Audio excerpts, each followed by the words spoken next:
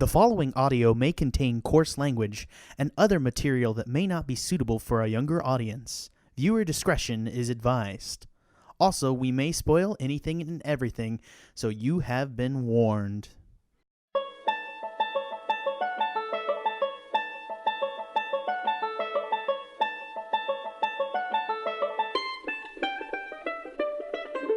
Welcome to the Movie Gang podcast. My name is Jack Newman, and we're a bunch of lovable assholes that'll be talking about the Hateful Eight today.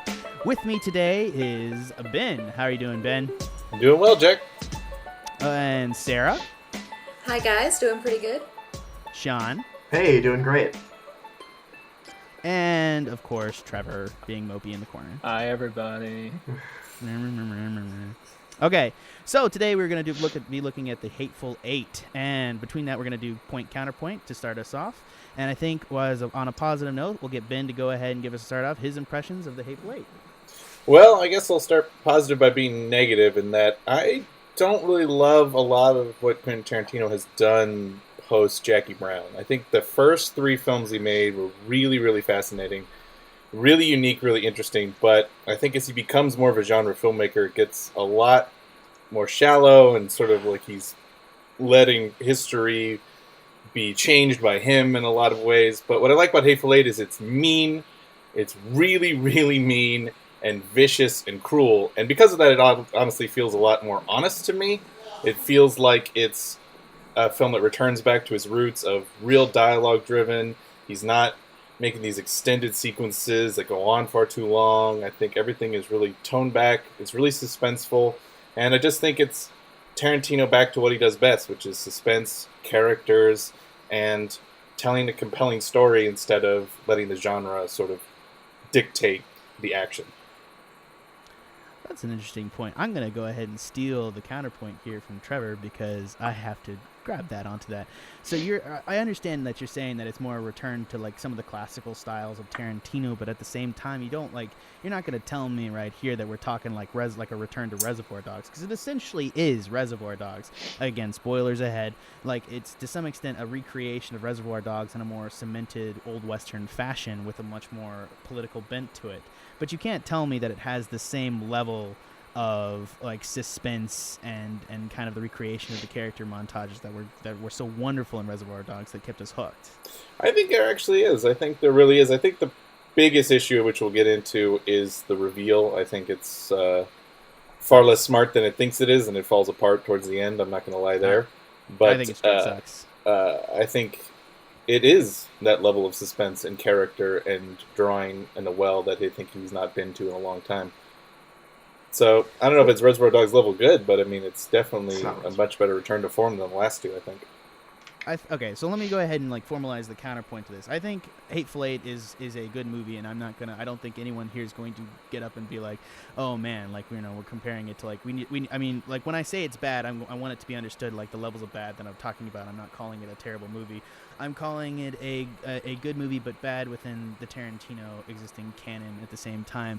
But at the same time, I want to kind of defend, kind of to some extent, maybe Tarantino's later works to some extent, like Inglourious Bastards and most recently Django, because I did the very odd thing of watching Django immediately after I went to Hateful Eight. I actually watched it with Sean after we went and saw the Hateful Eight, and I have to admit, I immediately began enjoying Django far more than I did the Hateful Eight. And I think it's telling in terms of the stylistic and the nature of the films, is that one is kind of like this overbound epic and has like and the Hateful Eight has like it's in love with itself to some extent, and I think that's something that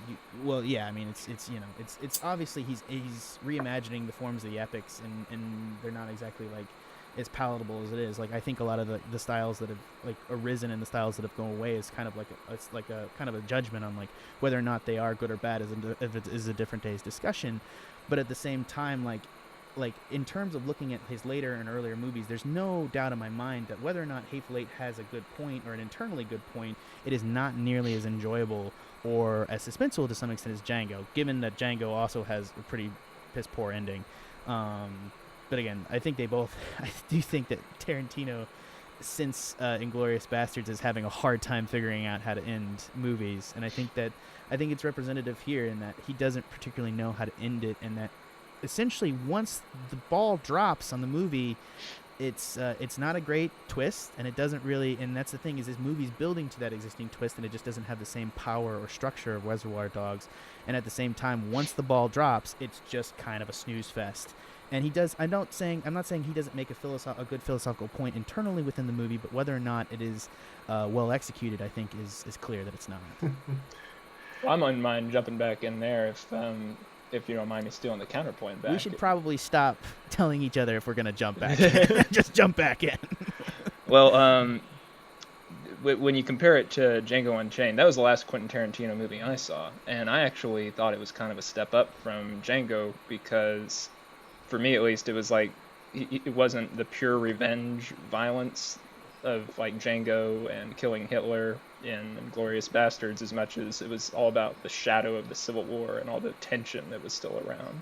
And it was, for me, I might have read more into it than there was, but it was kind of like talking about violence is not as glorious as it seemed. Like that was the whole point of that letter from Abraham Lincoln for me in the end, because it sounded so fake when he's like congratulating him for his service and in battle and everything after this sadistic spectacle that just gets. And I think there is something to the Reconstruction era Western that is deeply, deeply cynical and cruel, which I think is capturing that and reminds me a lot of something like Outlaw Josie Wales, which is also a Reconstruction era Western, and also kind of goes to the sense of that real sense of menace about that we've destroyed our country and how are we ever going to bring it back up again if we all hate each other and we're all hateful, angry people who don't know how to move past the fact that the war is over and still living in the past. And I think that's what the film does very, very interestingly, at least again in the first half,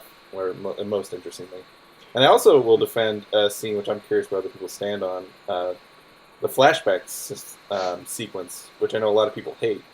I actually really, really enjoyed that one because I think it was going back to something Tarantino loves, which is the art of acting and the art of storytelling, and the way story can be used for good or for evil to manipulate a situation or to be something interesting. And again, I think it's a little bit unfortunate that 4 of the main guys end up being the bad guys, and that's about it. So there really is only 2 sides. Are you talking about that sequence where Samuel L. Jackson is talking about how he tortured not the molestation sequence, the sequence whole flashback chapter. Yeah, where they kill everybody and then recreate everything.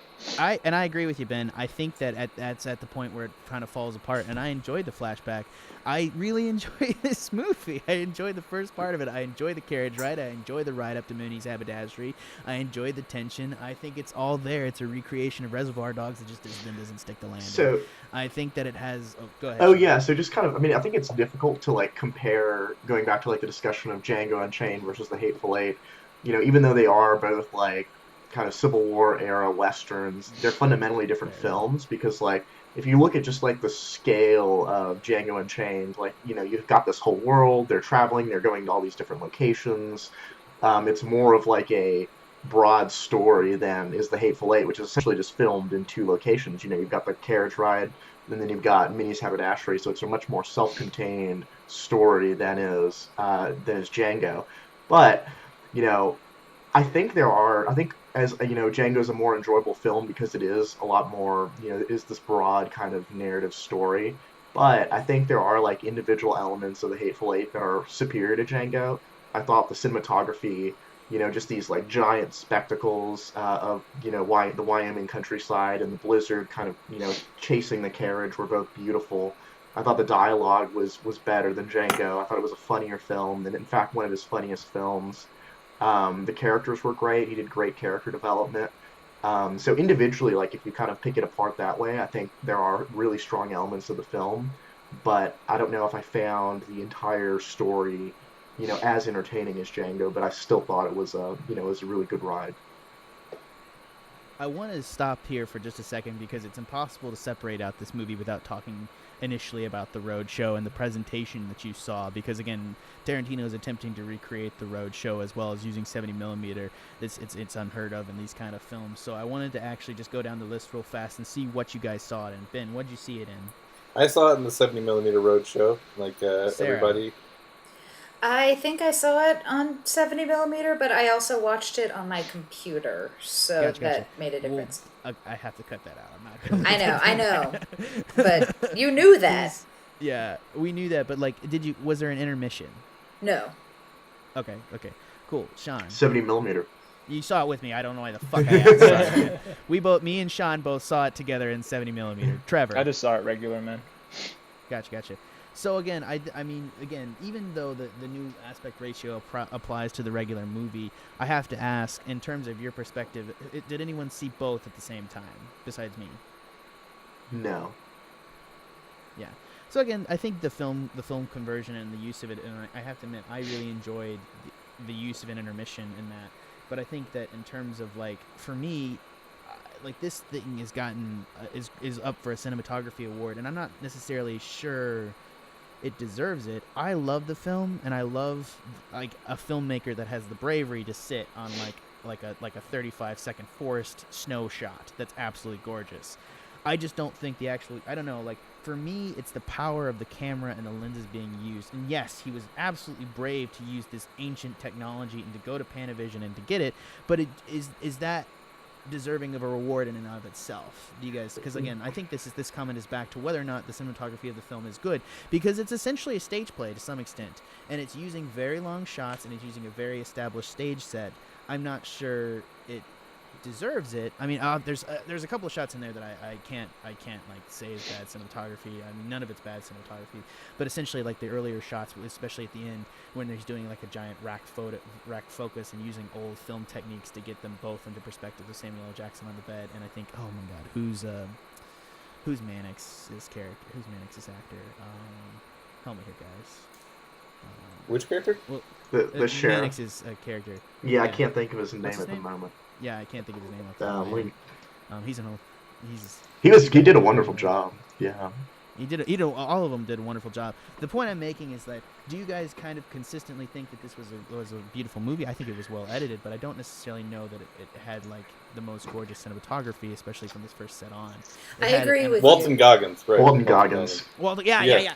Sorry, I should remember the character name. I love Walton Jesus. Goggins from He's Justified. amazing. No, he's in some great stuff, and he usually plays terrible roles. Yes. Well, let me. He's a good weasel. I'll do a counterpoint to your cinematography argument, because I actually thought it was some of his better cinematography, and I don't think it was just the fact that, you know, it was shot on 70 millimeter. I thought he also made really good use of the medium as well. Like, you know, some of those initial shots on the carriage where they're gorgeous. where you've got Walton Goggins there, like the first time he runs up, and you've got Kurt Russell, and you can pan and you can see the whole scene is beautiful.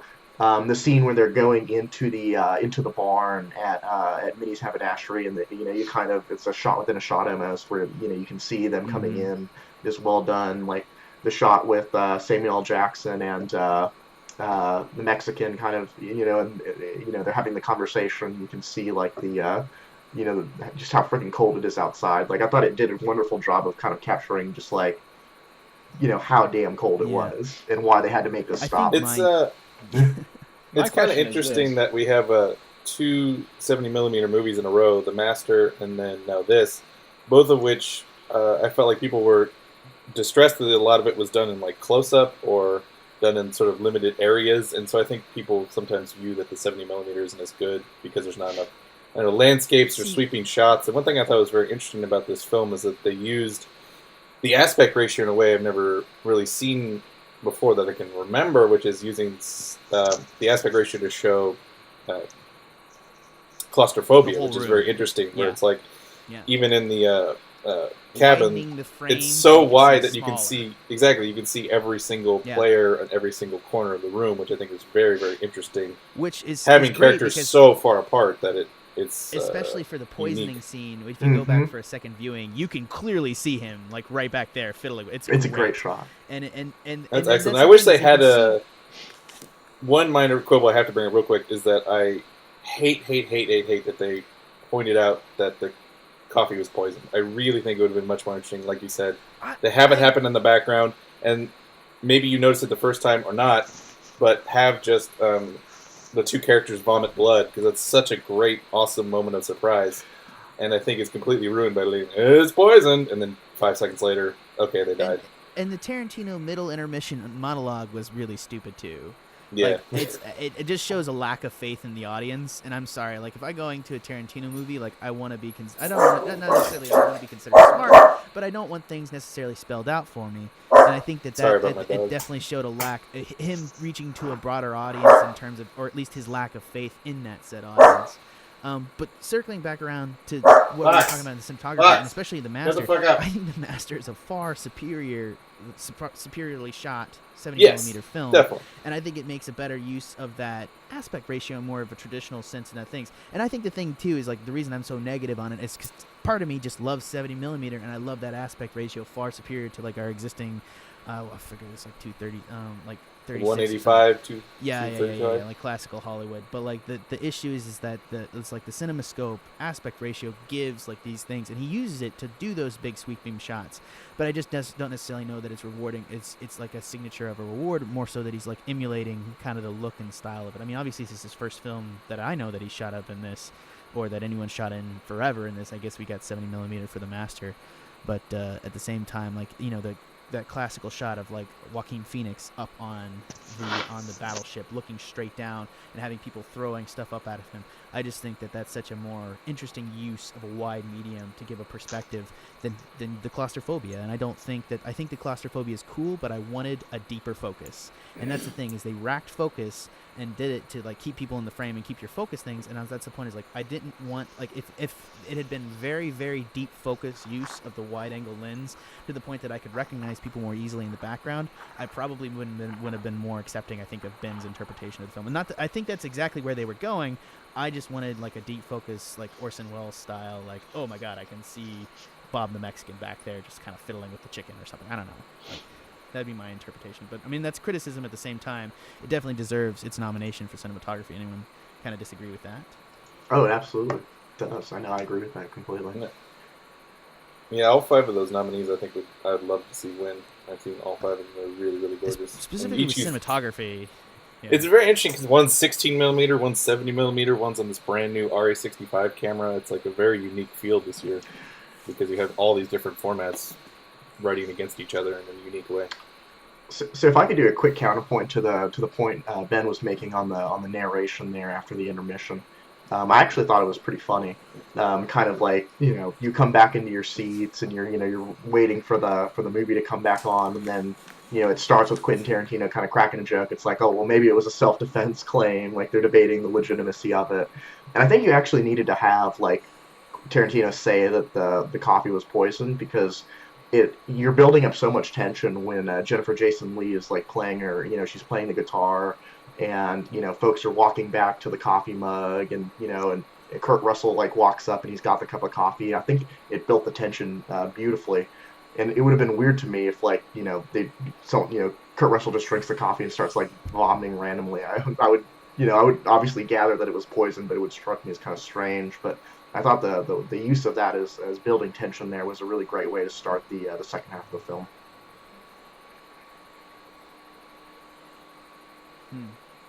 Yeah, I think it's difficult for me, I guess, to some extent, to accept some of the stuff about that, but at the same time, like I wanna call for a smarter audience. But I have no doubt that Tarantino was looking at the feel of that edited in montage, that edited in Spike, means that he watched that movie probably like half a dozen times and was just like, something needs to be here to help, and he probably test screened it and then added it after the fact, specifically at the intermission. I forget, like, the intermission, it was in both versions, correct? No, because it's the other version had no intermission, and that's why it's kind of awkward, because it cuts. So then there was no Tarantino little monologue about that. So no, there was actually. There was. That's what was weird. Yeah, so it's like it goes from that clip, it cuts to the next one and goes, when we last left off, and a lot of people pointed out how awkward it was, because they should have probably just cut that. How did you feel about it? About that little talking about the poison? Yeah. I agree with Sean. I mean, I don't know how necessary it was per se, but I thought it was kind of funny, just in his delivery of it, and I kind of appreciated it. It kind of turned it into a bit more of like a murder mystery, or at least an impending murder mystery, because I don't think anyone had died yet, really. But I don't know. It was one of the slightly more light-hearted moments in the film that a film which doesn't have all that many of those. Yeah. I think too he was trying to lighten the film. I mean, I can't say for certain to some extent, but I think that is kind of the point where people start to lose it a little bit, because I think because what I'm hearing here is that, and I think we're in kind of total agreement and looking across the board here, is that everyone enjoys the first half of this movie. Yeah, pretty much. I think it's a hard thing to know, like whether it's marketing or the actual film itself. I had this issue with a movie called Phoenix this year, which is a fantastic movie. I recommend everyone see it. And all the posters said Hitchcockian, and I watched it, and it was nothing like Hitchcock in that, except it was word for word a Vertigo movie remake in a sense, but it had none of those Hitchcock themes. It was very much its own film, and because of that, I was watching it going like, "This isn't Hitchcockian. What are you talking about?"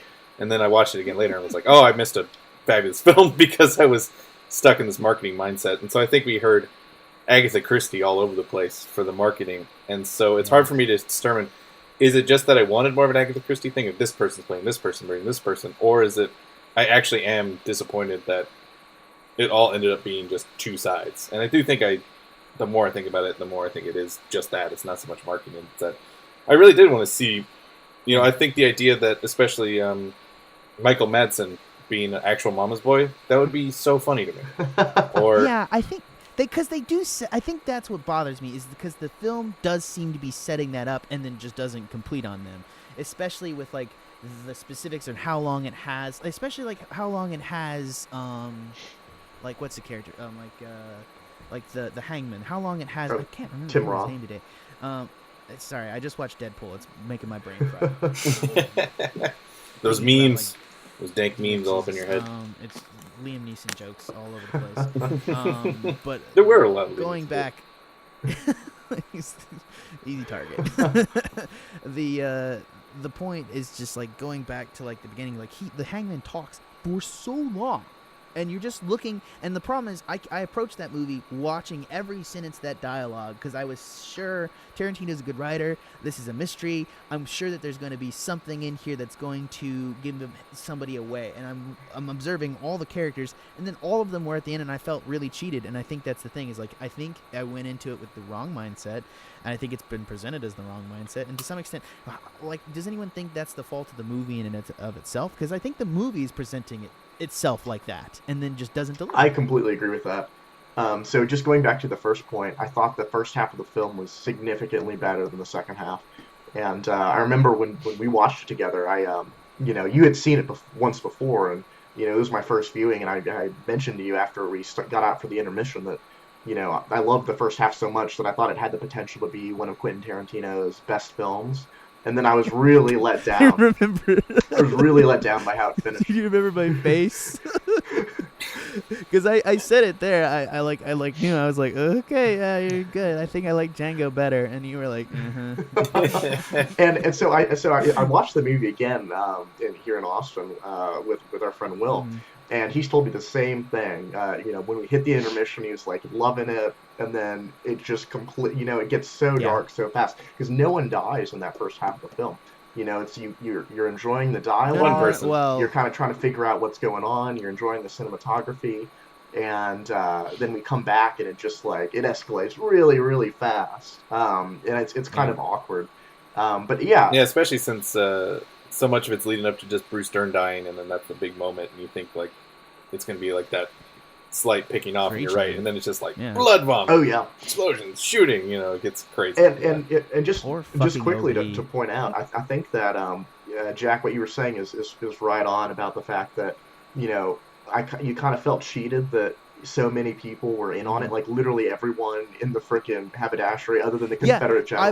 I'm looking for some, because I think that's the thing, is I was paying such close attention to the dialogue, and I realized really this is more of the whole point of this movie is more of like a theoretical work, because each of them, like, they're talking and it's important, but it's important because it's extending an existing metaphor about the whole thing, and this work is way more metaphorical than it is actually like a good movie in terms of that. And I think that's Tarantino now, is like he's moved past trying to deliver a fun kind of movie going experience and moved into like his movies being truly metaphorical. And I think that delivers sometimes when you like are writing a fucking research paper about it. Like I fucking after like it's funny when I understood like the full extent of like Inglourious Bastards, and it kind of came up with my own thought process. Like I didn't like that movie when I first saw it.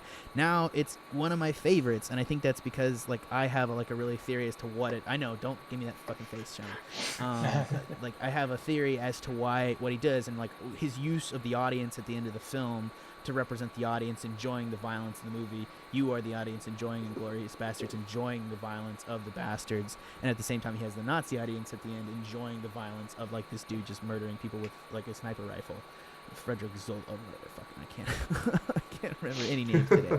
But the point is like it's just representing itself, and then he burns the audience in the theater and says, you know, maybe you shouldn't enjoy violence. Like, there's like a whole counterpoint in there, and like once you understand it, I think that's good. And I think this movie's probably the same way. I haven't developed a theory about it, but I think that's the point. Is like, but then judging it as the quality of the movie, like it rises in quality when I understand it. But me not understanding it initially, does that mean that at this moment, like, I can't give it a good score in terms of, like, A, not understanding it, A, being, like, misinterpreted, going in and the movie setting up a different interpretation upon the first viewing that then is totally destroyed? Is that my fault or the movie's?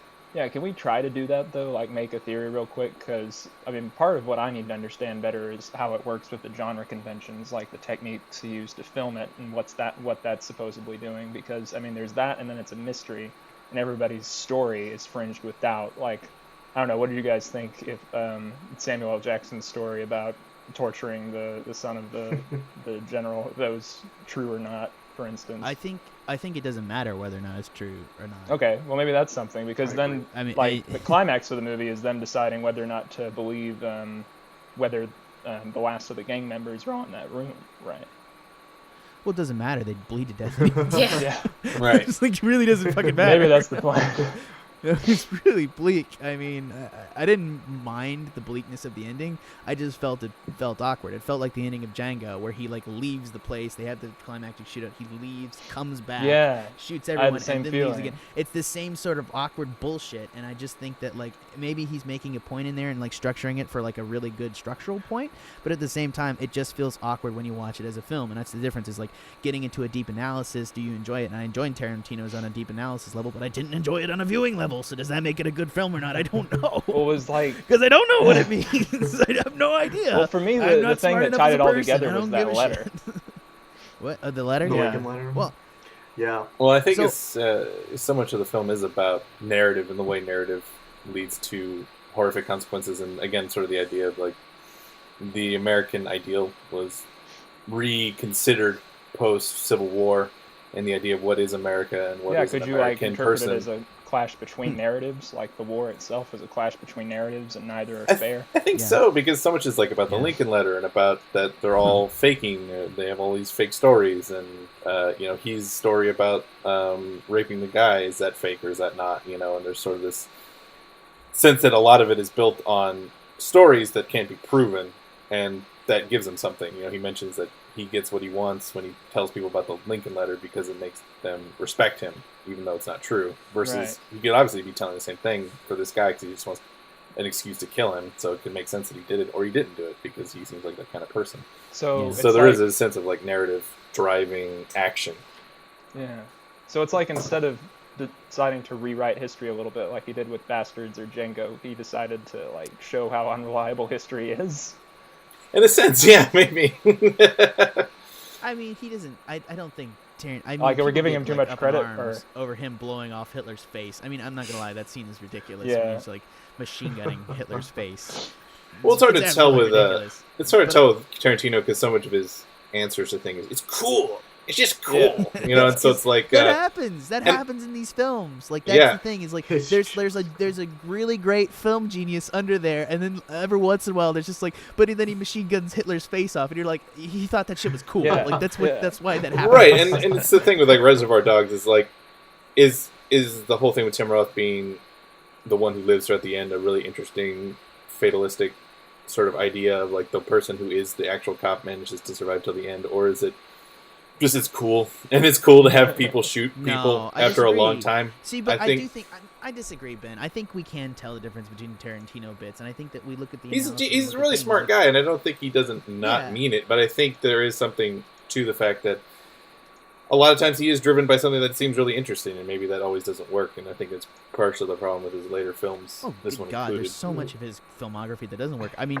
I'll give you Inglourious Bastards. Like, I've come up with a theory as to why I like it. I don't think the movie works at all. I think it has some of the best scenes in, like, movie history. Man, and It You took just me love that 5 opening times scene. of watching *Inglourious Bastards* to not like it. So it's or not like it as much or find Oh, issues wow. with it. So Shit, because I had a different experience. I liked it more, and it's funny, I liked it more as I talked with people about I it. agree with that. I still don't think it's in his top 4. I did not like it at all in the first viewing. I was like, this makes no sense. And then I talked with people about it.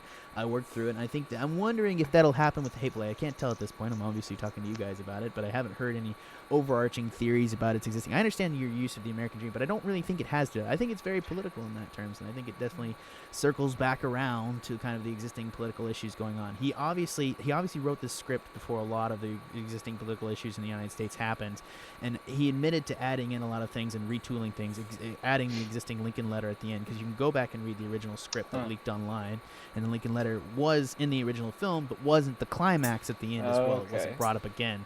So you obviously changed some things to reflect existing issues. Why are you burning stuff? The fuck? Guys, I'll stop it.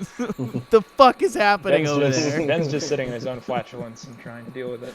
Yeah, So I thought I'm just trying to burn my apartment down. It's not working, right?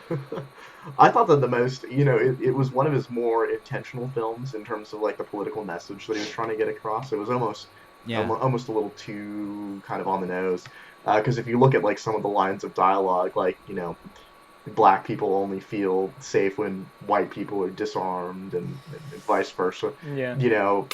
He's certainly kind of channeling the Black Lives Matter. There were certainly undertones there, and I thought that was present in this film, even more so than in films like Django. And I'll have to talk about this a little bit later, but it was interesting, kind of the difference between watching it in Durham, North Carolina versus in Austin. I thought, the audience members had far different reactions and found things far different, You want to explain that out loud, Sean? So Come on, Sean. certainly in North Carolina, Jack, I think our audience was at least like half African American, and Yeah, right. absolutely. Durham is predominantly African American, so I think that we did have a much different audience reaction. I think there was a lot more shouting when some black dicks were being sucked. I mean, I don't mean that, and I don't mean that in a mean way. I mean that I do think it was an interesting reaction. I do think it hits with a different audience than us. Yeah, and then in Austin, and I think you that- had a lot of people laughing at like some of Walton Goggins' jokes. So it was just like, it was for me, I was like uncomfortable. It's like, whoa, I would. Yeah, it was. A lot of them were really fucking Yeah. uncomfortable, and I think that's like you have a different audience reaction and a different taking things. Like, it was interesting. I think some things come across to different audiences as funny, and some things are just not funny and deeply uncomfortable. So I think that's. Well, since we're talking about this, I'm curious, Sarah, where you stand on a lot of the female violence in the movie. It's been sort of a thing a lot of people have talked about, whether or not portraying it as comedic is right or not, or if was it portrayed as comedic? absolutely. I heard a lot of people laughing, and whether or not they were supposed to or not, I think is As a question, obviously I don't a know question, if he's but, like. I mean, it might be again. Okay, but a lot of people in both screenings I went to laughed when she got hit in the face the first time. I think you're supposed to laugh. I don't do think agree you with are. that. I think you're supposed to think that. No, I think you're they're supposed to both laugh and then terrible. feel bad about it. I think that's Yeah. what's supposed to happen. I do think he's getting a laugh and then like being like "fuck you" and your testicles. 'Cause But I asked Sarah a Well, question. funny like Shut the up, third Jack. time. All right, I'm shutting up. Shut up, Sarah. Go. I don't really know. I mean, I think I was watching it in terms of it, I don't know, I guess being a period piece. I don't know if I'm saying that correctly, but, this it's a is period how piece. a woman, especially a woman who was wanted for murder, would have been treated in Wyoming in the 1800s. So I didn't see it, particularly as, like, bad. I mean, obviously, nobody, I mean, I don't ever want to see violence, really. which might color how I rate this movie at the end. But it wasn't anything that I was really surprised by or, found super offensive. So, Do you if I think could, he's a? Do you Right, and I think think Tarantino's I think he's more just hates all people in this, or all people are mean and evil and hateful. Yeah. I think that's why I think it's more interesting than versus it's just them hating a woman. You know what I mean? I think it is more than I that. think But I don't think they gave enough of a reason of why she was such a terrible person. But I that's agree more with the- that. I think it's and accurate. I think I think it's character accurate that problem. a woman would take more flack in this time period when everyone's hateful. Absolutely. Like, I think you go after the not the lowest common denominator, but the person that might be like in terms of like in the least social positioning, and I think that's what happens here, and I think that she gets the abuse of it, and I think that Tarantino is doing that on purpose. But I wish she had more. Sorry, go ahead. I do think that it's interesting that I don't know, that everyone seemed to respect Samuel L. Jackson's character more than they respected her. Just in terms of social commentary of that era. I mean, yes, he was, a general, but at the same time, these are a bunch of white guys, recently out of the Civil War. And yet they're going to give more respect to Samuel L. Jackson than... Well, I don't know. I'm saying this wrong. I would say that Kurt Russell does. I would say that specific characters do. And I think that's the issue, is that Kurt Russell is the core of that group, and it's like he controls the situation in such a way that like he defines what her role in the group is, and he's also like 99% of the abuse comes out of him. Yes. Like, let's be honest. Like even in the latter part of the movie, he never like all Samuel L. Jackson doesn't even strike her really at the end. Like he shoots the corpse and. I mean, he shoots. I mean, obviously, they fucking shoot her. Well, she at gets the end, hung, but, but they shoot her in the leg. Just kind of a laugh. But there's not like the same humorous level of violence once the blood's all over her, because I think that's an important purpose. It's like we're seeing her for herself or something along those lines, in terms of like once she gets the blood on her face, no one hits her for a laugh anymore. Like she is an object of terror at that point. So I think it's interesting. I don't think that they. I think the reason that to kind of go off of the reason that we have all this violence at the beginning is to show that this is not like a typical woman. It's kind of taking away her femininity, because it's showing that obviously she's done like some terrible things, which is kind of sad that we never figure out exactly like what she did.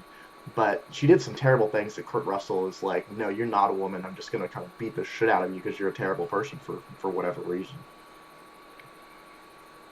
I will say I spent most of the film, particularly after they got to the haberdashery. I mean, it's not that I was willfully ignoring her presence, but it's like you said, sort of taking away her femininity. I wasn't thinking, oh, there are 7 guys and 1 woman in this play. So just like, oh, there's 8 characters here. What are they going to do next? Yeah, I do think there's a good job of like moving. I do think they do a good job of establishing it in such a way as to make you feel that way. I think obviously it doesn't hit for some people, because there wouldn't be a controversy if there wasn't. So like, well, I think there's a issue with her agency in that I don't think that she does enough stuff to so much of the stuff around her is like guys doing it for her, which is certainly interesting that she's accrued the posse of 4 guys who are helping her, but there is a sense of like, what does she do that makes it so interesting? And I never really was sold on that, even though I think JJL does such a good job in the role. I don't think the character has enough of a agency to really feel like, okay, this is why everybody hates her so much. And this is the thing. I think that in the end, he means her to be an object of... I could have used more terror out of the character at that point. And I don't think that's... I think it's not obviously the actor's fault. It has to do with the fact that she's chained to a corpse. Like, there's nothing... And I think that's at the end when she's... Like, they're all down on the ground and she's terrifying and moving around and chops his hand off and moving to the gun and all that jazz. Like, I think she just needed to have that moment earlier to like reestablish the fact that like once there was blood on her, like he has her like looking nuts there. And I think that's purposeful, because she's like she reveals herself as the big villain at the cinch in lieu of having one of the other characters do it, because obviously they can't, because everyone's bad, so who gives a shit. But the point is, like, in lieu of having that, she becomes the big villain, evolves into the state, but she's not actually terrifying because she's still chained to a corpse for like 90% of the fact after the reveal. So I think Right. that's my issue, is that like she's not a terrifying state. She needed to be like this terrifying actual thing. Like she's about to kill all these motherfuckers, and like I wanted her to have more power in that situation. And because I think he was going there, and that's why I'm not offended by the character. But I understand people saying like, you're right. She doesn't have agency. She doesn't have any agency after that point until like the last 5 seconds of that film before she gets hanged. Right. So Cool. Awkward podcast moment. Agree. I love you guys so much. So what do you guys think of the Ennio Morricone score? Ooh. This is his first Western score in 30 years, so it was a big deal for everybody. I think that opening is really Absolutely. It's interesting because so much of it is from The Thing, apparently, which obviously makes sense. It's like B-sides from The Thing score that he never got to use. And it makes sense because, it has that sort of cold, icy feel to The Thing that's so well. Yeah. Funny enough, The Thing was nominated for Worst Score because the Razzies are dumb. What was interesting is, Wow. you have the overture there at the beginning, right, where it's just, at least in the 70 millimeter version, where they just put up on the screen overture, and, they do like a full, 10-minute, score. And for me, it kind of took me aback because I hadn't seen anything like that anytime in recent memory. But it made it kind of watchable even for a modern audience because the score was so good. Like you were just sitting there and listening to the score, and it was doing quite a bit of stuff and kind of setting the mood for how the movie would go.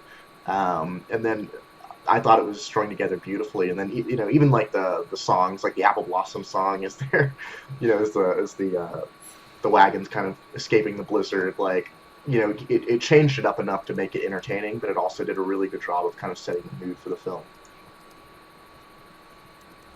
Yeah, that Apple Blossom song was weird. Maybe just because I've heard it a million times. I went through a huge White Stripes phase, like any white guy when he's 17.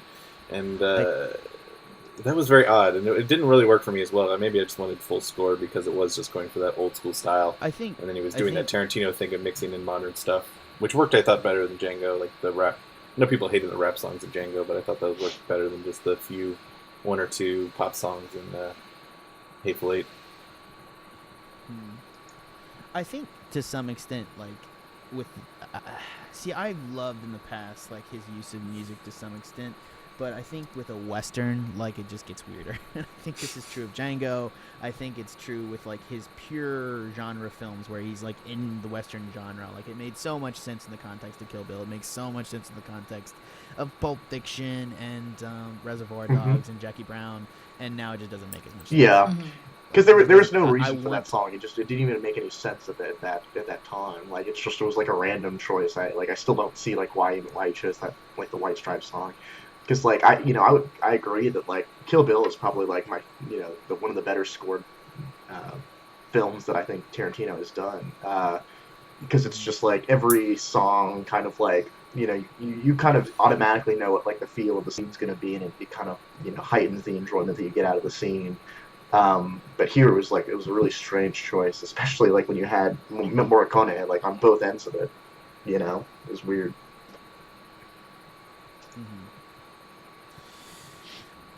Oh man. I really wish I'd seen the version with the overture at the beginning, because the version that I watched did not have that, and I don't know. I just think that would have been really cool, and with the intermission as well. I mean, I really like that sort of. I mean, now we consider it to be an older style, with like you sit, you listen to the overture at the beginning, at the end you've got intermission, whatever. I think that probably would have heightened my enjoyment of the whole film. Honestly, it would have gotten me into the right mindset instead of just going in instantly. Well, so much of this film seems to be people's reaction to it is based on the marketing or the release strategy, because it does give you that idea. And I've heard so many people kind of dismiss it out of hand because it is so small scale, seemingly, when the entire point of the roadshow was supposed to be bigness and epicness and capturing that sort of feeling of Gone with the Wind or Lawrence of Arabia, but it was more toned down and interesting, which I think is what was very interesting about it. But it's also like we haven't experienced an actual roadshow and then seen this recreation of it. Is it actually going to really capture it? And I don't think it really does quite right, mostly because of just the theaters it got shown in. unfortunately, a lot of the really interesting art house theaters never got a show. It was more in multiplexes so they can make more money. So That's his thing, man. He likes the multiplexes. He likes that bigness, his feel. You realize that he's not really this indie. but I would have loved to director see so it in much. like He a never was that. River It Oaks was this theater where different it's like time, yeah. got the old curtains and the Art Deco Yeah. style. Like those theaters didn't get it. It was like Edwards Yeah, 14 or it's whatever. like you know what I mean? the cinema. The So, cinema so to kind of go to or Sarah's something. point, I thought the intermission was awesome. I really, it's kind of funny. I really enjoyed having It was. an I intermission. needed that. Yeah, This film was not as good without that intermission, and I swear by that because like I watched it once without it, and I just didn't know. I just wasn't having it because at some point that film seriously out fucking weighs it. It's out fucking stays its welcome. And I Yeah. think that's the thing. It is too fucking long, and I know where the time goes. The time goes in those sweeping shots of the stagecoach, which I love. I absolutely love it. It's my favorite part of that movie are those sweeping bloody stagecoach shots. But he probably adds 10 to 15 minutes onto that movie with the stagecoach portion, and then adds like there's a massive amount of dialogue. There's a massive amount of stuff. I know where the time is going, and I don't think it's all bad. It's not all good stuff. So like I understand like this movie must have been miserable to cut. Like I'm sure that I have no doubt that he was like running like the 4-hour mark. Oh, or yeah. anything. I don't know if that's true or not, but it just Oh, and it was feels cut like on that, film 'cause I too. feel like So he must have it just, wasn't even just digital transfers. It was cut on film as well. So, Oh wow, yeah, I can't that's imagine. insane. I cannot imagine the process. Dude had to of do him. 70mm dailies. Nuts. Oh, Yeah, right. Then you just shudder. Christ! Jesus Like Christ! Jack just threw up in his mouth a little. I did I'm too when sorry, I read that whole article. It was I just like, oh cannot- god. I cannot abide. I have to admit, I know that like he and Nolan are so pro to this film experiment, and we got the new Kodak cameras that are coming out that are going to be Super 18, so young filmmakers can start using film again. I'm sorry, it makes no sense from a digital production. If you've been in the world of digital production and production today, you cannot not do digital. There's no reason And, to cut on that's film. The thing. That's He's insane. already lost because young filmmakers are not going to be using anything but digital. Like it I is- think you'll still have people doing film for the aesthetic and for the I nostalgic disagree. quality and the interest, and I think there are going to be people who are still going to want to shoot on film, but the digital editing is so good. Like, why would you ever cut on film? That's an insane Deadpool thing was these just days. done in Premiere Pro. That blows my mind. Is it really? Yeah, Deadpool and Hail Caesar were both done in Premiere Pro. Yeah. And we're finished on the platform, and I'm just like, Yeah. shit.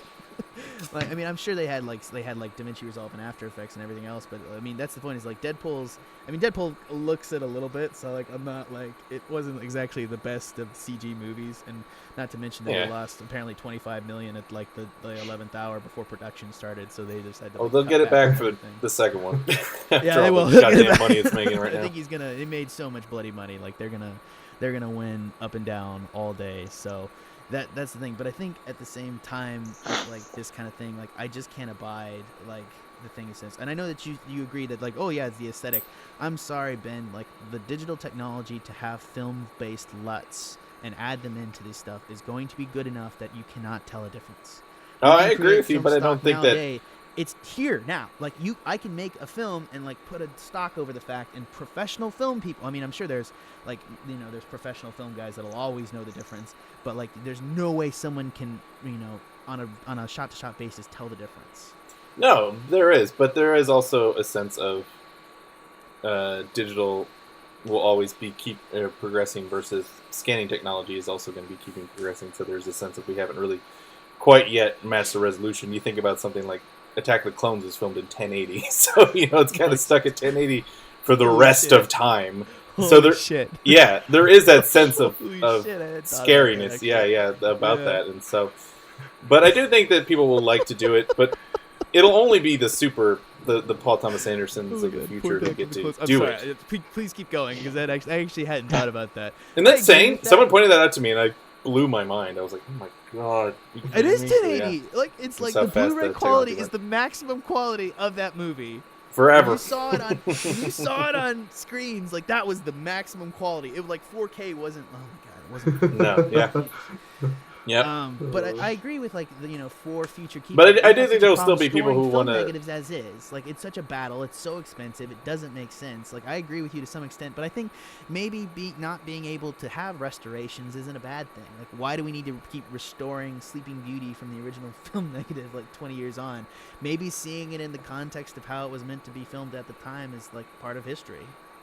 Well, that's part of restoring it, though, is that if you have a digital transfer, you can only get so much. You know what I mean? Part of so you can make it a 4K version and slap on an extra price tag and sell it to people again. Like I think there's a difference between that versus like saying getting the Film Prince of Apu trilogy and finally having to be able to see it for the first time. I agree. I'm not going to disagree with you. Like the updated Lawrence of Arabia version for 4K is absolutely fucking amazing, and the fact that they can go back and see that movie in a way that it could never have been seen in the first place is amazing. And I agree with that from a storage standpoint, but like at the same time, like saying that the cost is effective for the use of film and the struggles of using film, that's idiotic. Like it just not, it isn't. So now everybody knows that Jack agrees with George Lucas and not Quentin Tarantino. Anyways, this was a good conversation, and it was a really good talk, and I really appreciate you guys. Y'all are nerding out pretty hard. Yeah, we'll stop. Sarah is the one that has to get the last word today. So. Are you sure you want me to even do that? I mean, I appreciate the fact that I won the bet, but I haven't really said that much today. That's why I'm curious, because you also said that the violence is not your thing. So I am curious what worked for the film for you and what didn't. I'm sorry, Sarah. I'm going to push you for it. I want you to give a last word on it, whether or not you think, especially for like trigger warnings and things in film. I don't mean to push you on it. I think like I highly disagree with you. I haven't said anything truly offensive that you can disagree, because I'm biding my time until next week when I don't know if you can disagree week to week with different topics, but we'll talk about it. Okay. So should we do like a numeric rating, or how does this work? But the point, I don't know. Oh yeah, so we're gonna go ahead and do a numeric rating. Yeah, Sean's right. We're gonna do a numeric rating on Hateful Eight. Everyone's gonna give me your numeric rating right now, and we're gonna do it up for the podcast to see where people are. So we're gonna go from 0 to 10, and we're just gonna do it. I know it seems kind of stupid, and everyone hates doing a rating, but we're just gonna do it to kind of give like a general sense of what the podcast thinks as a whole. So out of 10, I give it a 7. Trevor. I was gonna say 7. I swear I'm not copying you. I don't care. Sarah. Is it my turn? Sorry. What? You cut out there for a second. Yeah. No, you're all good. So we're doing ratings out of 10 for the Hateful Eight. I'll give it a 7.5. I'll be cheap. What was it, 7.5? Yeah, 7.5. Gotcha. Sean? I liked it a lot more than you guys did. I'm giving it an 8.25. Wait, 8.25. You're cutting out. We're all cutting out here at the end. I missed it. What did he say? He said 8.25. He's becoming Pitchfork. God, I hate you, fucking asshole. Do you know how much harder? Give it a 9.1. I hate you so much. Sarah, what is it? Sarah, what is your score? I'm going to give it a 6. Oh, man. Awesome. Thank you for tying this shit up and giving me a round, solid number. I'm probably going to end up ruling out these numbers. All right. Fine, 7. You don't care. You already said it. I don't care. You asked! This is what calculators are for. I'm doing it! Just don't make me feel bad about my math. Maths are hard. They're so hard. I don't do them. I just shoot film. God damn it. 5.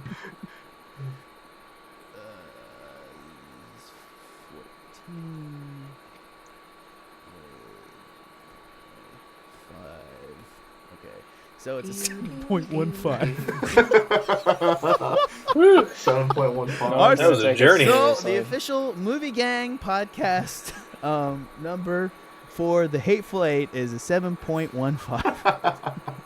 So I'm gonna round to 7 because you all are a bunch of assholes. I decide. I don't give a shit what's on the thing. I think it's 7.5. All right. So with that, we're going to go ahead and get to bets for next week. So again, the person that gets to bet the weeks gets to close out the show and say goodbye to all our lovely viewers, which don't exist yet because I still haven't gotten this shit up on iTunes because the process sucks. Jack, can you do the same thing that you did last time and send us the link to that page that's got the listings? Yeah. I got it. I'll put it in the chat. Oh, are we Thank betting you. on money again? No, we're not. We're actually betting on the Oscar predictions this Ah. week. Oh. So what Are I'm we? gonna do? Oh, Look at okay those then. yet. So for Best Picture, I'm gonna go down and I'm gonna give you guys a link right now that has all the Oscar predictions. Oh, I So got it. we're all gonna do it based upon tiebreaker. So everyone's gonna give like that, and anyone that matches up. So we're gonna go the Best Picture, and everyone's gonna list their Best Picture preferences. Anyone that matches up will then do a tiebreaker to the second one. Understood? So then it kind of goes like as the Oscars are on February 28th. When we get down to the next version, we'll be able to tell where weird words. I will Freaking say I Bonnie Raitt. actually haven't seen most of the Oscar nominees, so I don't know. I mean, do you want me to just take a wild guess? Because I can. Go with your gut. I think that's Okay. go with your gut. I'm And remember, sorry. it's I know- not- I, like, It's if not the any- movie if you any- like. It's the one that you think the Exactly. 'Cause Academy will I don't like. think I haven't seen the movie that I'm going to bet for Best Picture. Like I haven't Interesting. seen Really? it, and I think it's going to. This is a tough one because usually by now you kind of know, but there's like 4 movies that could Yeah. win, which is really crazy. It's actually a super up in the year. So I'm going to start off with Best Picture nomination for Ben. What's your pick? Oh boy, this is tough because, like I said, the Producers Guild went for Big Short, all the Yeah. critics went for Mad Max, the SAG went for Spotlight, and Directors Guild went for Revenant. So it's really, really tough to pick. But I think I'd say you want me the to go narrative- first? I'll go first. the narrative that's best is to me is either Big Short or Revenant. Big Short has the political element. Revenant has the whole look at us, we're make amazing art. Yeah. I don't think it's amazing, but it's that kind of thing of like we went to the jungle, we went really We'll hard, do we that made this later. thing that made money. So I'm going to go with Revenant. I think that narrative is going to win. I don't think Inarritu is going to win director. That's a different thing. But Right. I think Revenant's going to win Best Picture. All right, so I'm going to come up the other side of it real fast. I'm going to say The Big Short. I think it's the most predicted. Seriously? As you said, it's winning things. I don't think it deserves it. I'll say Yeah, that. no, I think it'll show win. don't tell, man. That's all I have to say about that. I mean, I loved it. Yeah. Don't get me wrong. But... Oh no, I don't think it's a bad movie. I mean, it's not a great movie. I just don't think I think Best Picture of the year. Jesus. I think it's on Right. par with the Hateful Eight. You know, Yeah, good. It's great, but not right, amazing. John? Thanks. I heard an interview that said that Adam McKay said they were thinking it was going to be released in 2016, but they ended up editing it so quickly that it came out in 2015, and I was like, that makes sense. It Yeah, feels like a rough it draft does. in a lot of It ways. feels like- it's very it feels- interesting, but it's I very agree. rough. It needs more time in the sauce. Is what it needs. It definitely needs it. It needed more brain power and more time, and needed to ruminate more on it. I think that's exactly what it was. It just feels very disconnected. But you're right. It is very politically interesting. I mean, obviously, say what you Yeah, think's going to win. it's charged. It is set to win because people don't want to give it to The Revenant. Is what I think. I disagree with you there, Ben. I think people do not want to give this Oscar nomination to The Revenant. I like it. Because it is so. It fucking could be. artsy. I mean, and again, the thing that you have to remember about Oscars is sometimes it's the more whatever we all kind of agree on movie Yeah. versus the one that some people just love. So I could And definitely especially with that this year movie when winning. people are talking about the Oscars being up their own ass, I don't think they're going to give it to The Revenant. It could be. But I'm still thinking The Revenant. I think they want to No, respect I the think- idea of movies is big. Ben, this is like the closest year we've had in forever. Like Absolutely. every single one of these is very valid, which is why I'm okay with saying, Sarah, you should take a random guess. And now we should shut up and let other people talk.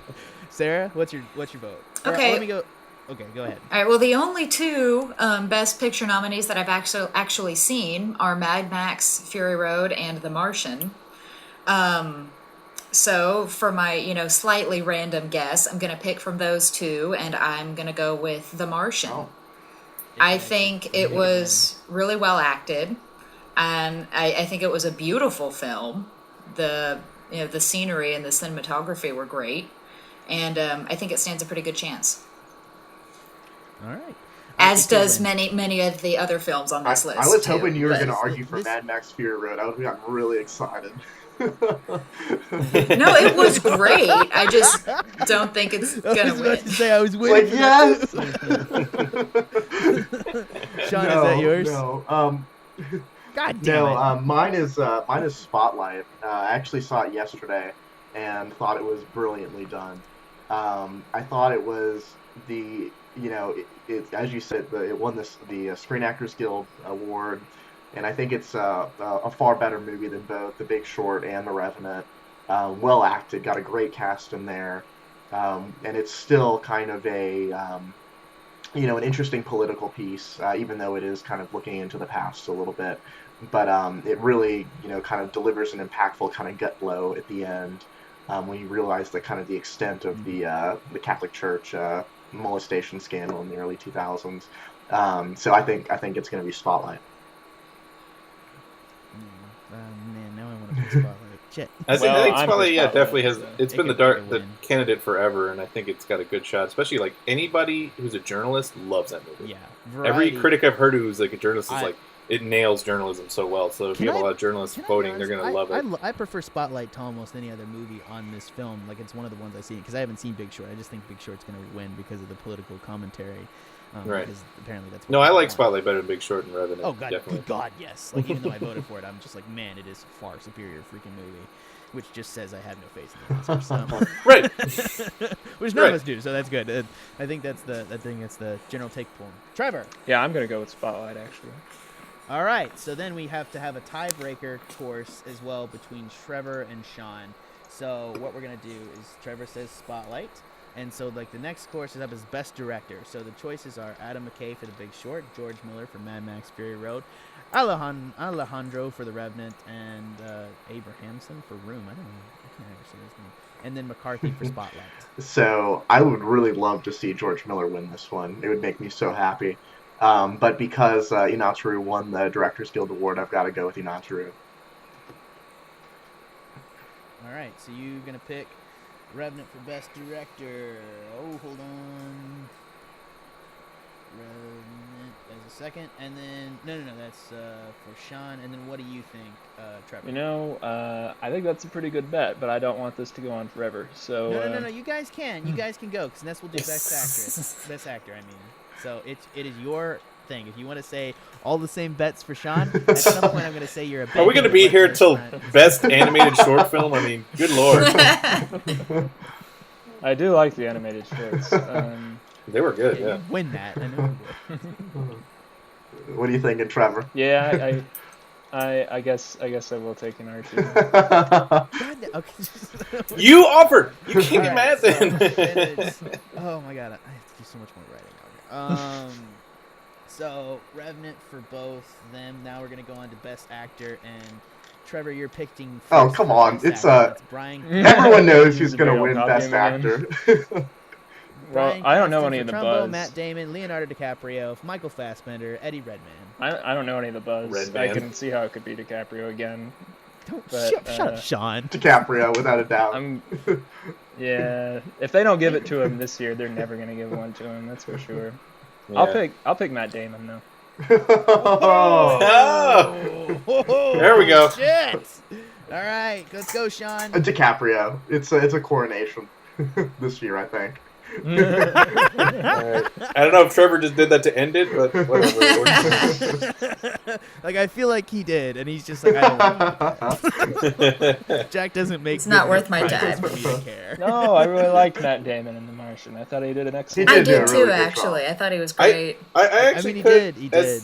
As much as it almost seems like no way Leo won't win this year. I could see it weirdly Eddie going Redmayne. to Eddie Redmayne. Yeah. I would go. With the I'd actually Danish say girl go with Matt transgender Damon because I performance? think Oh my everybody was God, like, "Oh, we love Matt absolutely. Damon." I keep forgetting, you know. Yeah. I still haven't seen The Danish Girl, but I really want to.